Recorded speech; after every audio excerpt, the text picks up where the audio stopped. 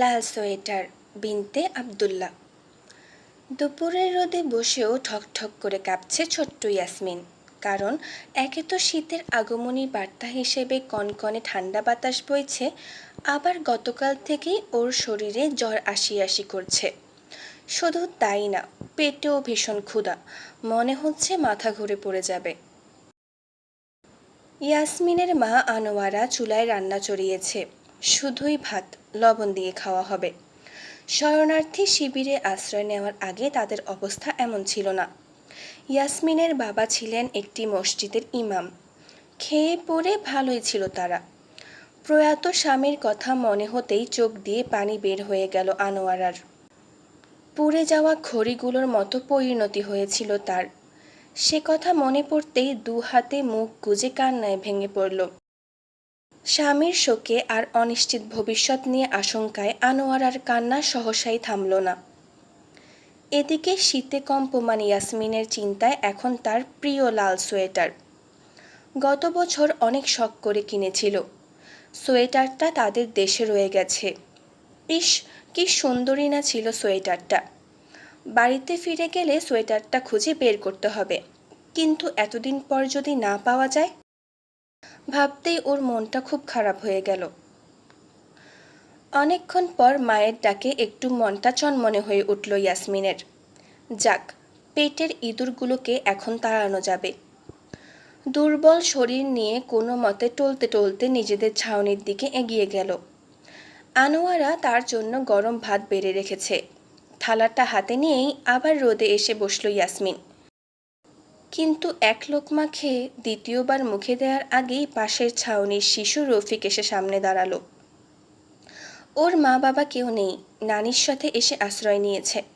নানির অবস্থাও ভালো না, খুব অসুখ, অযত্ন আর ক্ষুধায় ছেলেটার মুখ এতটুকু হয়ে গেছে। ইয়াসমিনের খুব মায়া হলো, নিজের থালাটা রফিককে দিয়ে দিল। রফিক খুশি মনে সেটা নিয়ে এক দৌড়ে নিজেদের ছাউনিতে চলে গেল। নিশ্চয়ই নানির সাথে ভাগ করে খাবে। পেটে রয়ে যাওয়া ক্ষুধা সত্ত্বেও মনে মনে তৃপ্ত হলো ইয়াসমিন। তার বাবা তাকে সব সময় বলতেন, কাউকে কিছু দিয়ে উপকার করলে আল্লাহ তার থেকেও ভালো জিনিস দিয়ে পুরস্কৃত করবেন, হয় এই দুনিয়াতে আর না হয় আখিরাতে। এই ভাতের বদলতে আল্লাহ তাকে কি দিবে ভাবতে থাকলো। এসব ভাবতে ভাবতেই মুখে হাসি ফুটল ইয়াসমিনের। আর দূর থেকে তা দেখে মনটা হালকা হলো আনোয়ারারও। না, আল্লাহ আছেন তাদের সাথে, সবার ভবিষ্যৎ তো তারই হাতে। আলমারি থেকে বের করে শীতের কাপড়গুলো বিছানার উপর রাখছে ফারিয়া, কিন্তু ছোট হাত দুটো হ্যাঙ্গারে ঝোলানো কাপড়গুলোর নাগাল পাচ্ছে না। অনেক চিন্তা করে পাশের রুম থেকে টুল এনে সেটার উপর উঠে তারপরে নাগাল পেল। সেখান থেকে নিজের সোয়েটার উফগুলো এনে বিছানায় জড়ো করল। এবার বাছাইয়ের পালা। অসহায় মানুষদের শীতের কাপড় দান করবে, সেই জন্য এত কিছু। আম্মু বলেছে এই বছর মুহাজিরদের শীতের কাপড় পাঠাবে। মুহাজির কথাটার অর্থ ফারিয়া গতকাল শিখেছে। রাসূল সাল্লাল্লাহু আলাইসাল্লামের মতো যারা ইসলাম পালনের কারণে নির্যাতিত হয়ে দেশ ত্যাগ বা হিজরত করেছে তারাই মুহাজির। আর মুহাজিরদের যারা সাহায্য করে তারা হলো আনসার। আল্লাহ মুহাজির আর আনসার উভয়কেই অনেক ভালোবাসেন আর তাদের জন্য জান্নাত প্রস্তুত করে রেখেছেন। ফারিয়া চায় আনসারদের মতো হতে, জান্নাতে যেতে। তাই সে তার কষ্ট হলেও তার প্রিয় সোয়েটারগুলো থেকে এক এক করে বাছাই করে ফাঁস করতে লাগলো। এমন সময় ফারিয়ার মা রাদিয়া রুমে ঢুকলেন মেয়ের কাজ দেখতে। অবাক হয়ে দেখলেন প্রায় অর্ধেক কাপড়ই ফারিয়া দান করার জন্য গুছিয়ে রেখেছে। রাদিয়া বাছাই করে রাখা সোয়েটারগুলোর মধ্য থেকে একটা হাতে নিলেন। লাল রঙের একটা সোয়েটার, বুকের উপর ডান দিকে আবার একটা হলুদ এমব্রয়ডারি করা ফুল। বিদেশ থেকে ফারিয়ার চাচা এনে দিয়েছিলেন, ওর খুব প্রিয় এটা। তুমি কি এই লাল সোয়েটারটাও দিয়ে দিতে চাও ফারিয়া? হ্যাঁ আম্মু, কিন্তু এটা তো দামি অনেক, এখনো ভালো আছে। আর তার মানে এটা দান করলে বেশি সওয়াব হবে, তাই না? রাদিয়া কোনো উত্তর দিতে পারলেন না। ঠিকই তো, দান করলে ভালো জিনিসই তো দান করা উচিত।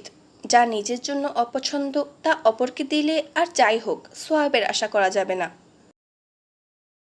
আল্লাহর কাছে মনে মনে শুকরিয়া জানালেন রাদিয়া, উত্তম সন্তানের জন্য, উত্তম রিজিকের জন্য।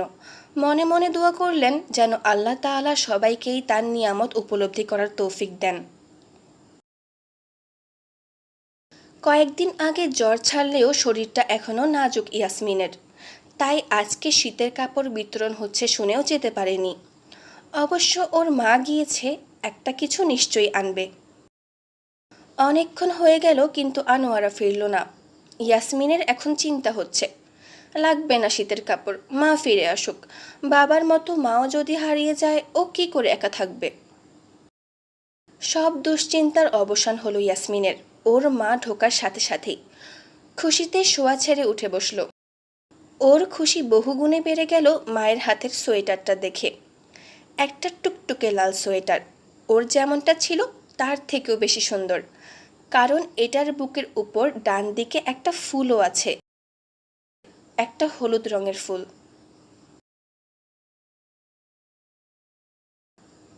রৌদ্রময়ী বইয়ের পর্ব ৬ এখানেই শেষ হলো।